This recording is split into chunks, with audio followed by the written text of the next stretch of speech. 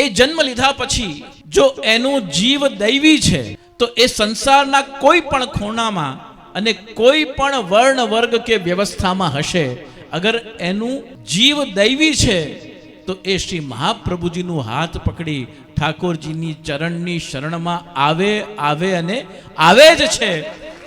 એ આ 550 વર્ષના ઇતિહાસમાં 84-252 વૈષ્ણવોની વાર્તાથી લઈને કે આજકાલની ઘટનાઓ સુધી જો આપણે એનું મૂલ્યાંકન કરીએ તો એ ઘટના પહેલા ઘટિત થતી હતી તેમ નથી, આજે પણ એ ઘટના ઘટિત થાય છે. કારણ કે આ ઠાકોરજીની લીલાનું અંગ છે અને દૈવી જીવોના ઉદ્ધાર માટે શ્રી મહાપ્રભુજીનું પ્રાગટ્ય છે. દૈવી જીવોને ઠાકોરજીના સન્મુખ કરવા માટે શ્રી યમુનાજીનું પ્રાગટ્ય છે અને દૈવી જીવોને પોતાની લીલાનો અનુભવ કરાવવા માટે શ્રી ગોવર્ધન ધરણ શ્રીનાથજીની લીલાઓ છે.